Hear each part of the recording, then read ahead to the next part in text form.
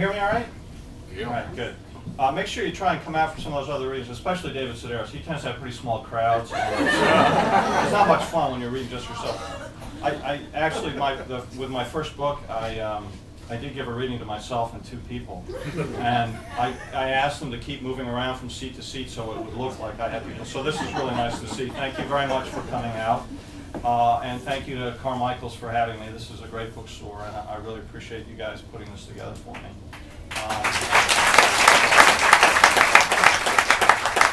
Now it's 7:15. If I read really fast, I can get through the whole book by the time the store closes. But I don't think I'm going to do that. I think instead what I'm going to do is read a short section from the beginning. Not from the absolute beginning. I'll give you a little background. And then I'll do questions. I'll be happy to do questions. And then I thought I'd finish with a very short reading, just a couple pages from the second part of the book, since it falls into 2 halves. The first half is in World War I and the second in World War II. Luckily for you, there was no World War III, so you only get 2 parts. The first part, I'm trying to figure out how much background I need to give you on this. The 2 main characters are Kate and Horst. They're married. Horst is a German doctor, and she's English and a nurse, and married him right before the beginning of World War I. And it was fairly common. There were a lot of Germans married to English women or men before World War I, and they were given a couple of days to decide whether they were going to leave or stay in England and be interned for the duration of the war, which nobody thought would be more than a couple of months. Most of them chose to leave. And in this case, Kate and her husband did. And they served in a hospital on the Eastern Front throughout the war, and then after the war. After World War I, the German army was actually required by the victorious British to continue to fight against the Russians. And in some cases, they fought for 2 more years, which is something I didn't know until I started researching this book. So to set this up, Kate and her husband have been serving in a hospital in Wilno, which was part of Prussia and then became part of Poland afterwards.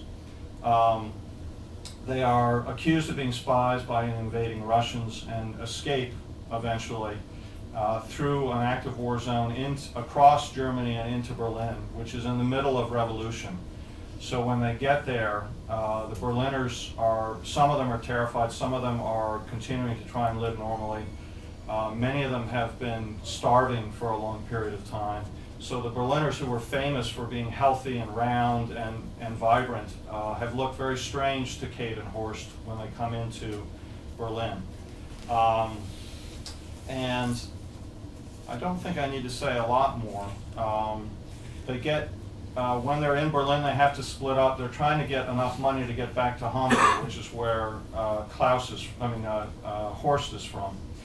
And they've gotten back together, and they found out that there's a costume party, a ball of sorts, and they got a flyer, and there's supposedly prizes. So they go hoping they're going to get some money, which will help them get across Germany back to Hamburg.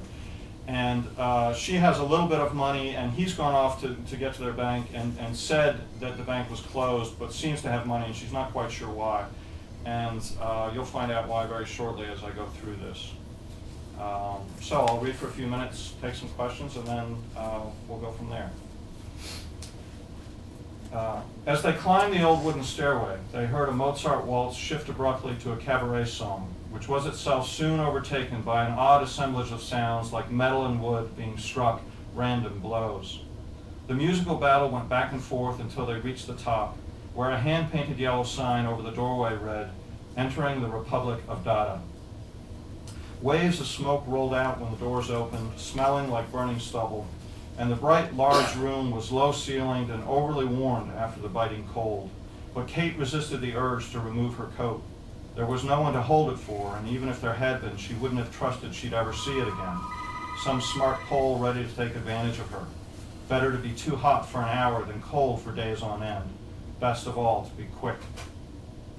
People crowded in wearing outrageous costumes, bits of pieced-together fabric, an enormously fat John Bull, a tall, thin woman with a gigantic raven's head perched on her narrow shoulders, Russian Grand Dukes who might have been real, country people with their wooden shoes, one man wearing the tall lacquered hat of a cabman. 3 bands seemed to duel from a huge makeshift stage, a classical quartet and a more ragged assembly of wind instruments, and then a group of people holding trash can lids and saws.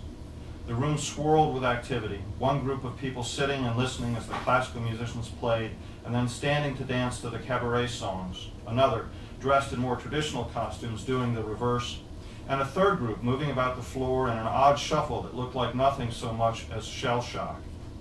Just inside the door, a man dressed in a peculiar assemblage of cardboard pieces grabbed Horst by the sleeve.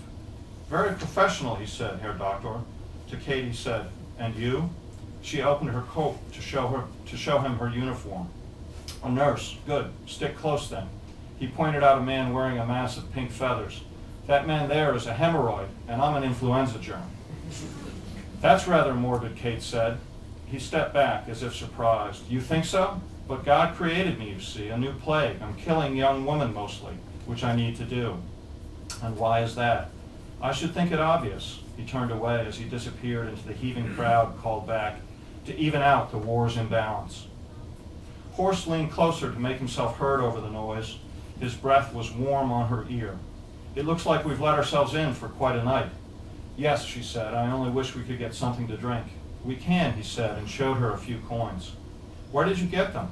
5 or 6 marks. It looked like a fortune. Why hadn't he shown her when they'd been eating? He shrugged.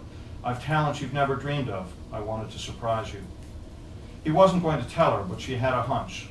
While still taking in the fantastic costumes, the man across from her wearing an outfit made entirely from corn shucks, dyed a deep blue, she asked Horst for a cigarette.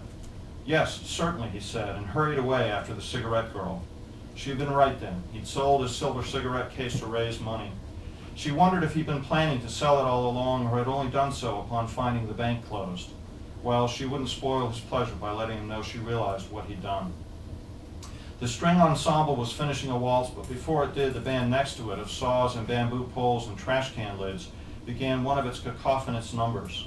No one really danced to it, though some women in absurd costumes and yellow or green painted faces got up and moved about in odd rectilinear patterns, while 2 men took to the stage and began reciting poems. Or she supposed they were poems. It was hard to tell. Now and then the men would raise their voices, but when they spoke normally, their words seemed arranged in meter. Even then, they seemed thoroughly angry. When they finished, the cacophony started again, and Kate asked a woman dressed as a fish what kind of music it was. "Dada," the woman said, as if Kate should know what that meant.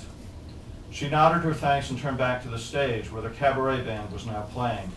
She felt most comfortable with classical music, and the odd assemblage of musicians made no sense. But as she listened to the cabaret tunes, she came to find them intriguing and pleasingly unfettered, a contrast with the classical music, which started to feel almost constrained. Horst returned with 2 jam jars full of punch and handed her one before turning to the stage, keeping time to the music with a tapping foot. "I rather like this band," he said at last, and raised his jar in salute. "Here's to the birth of the new." His voice was loud in her ear, but she leaned into it and put her palm to his shirt front. He seemed so excited.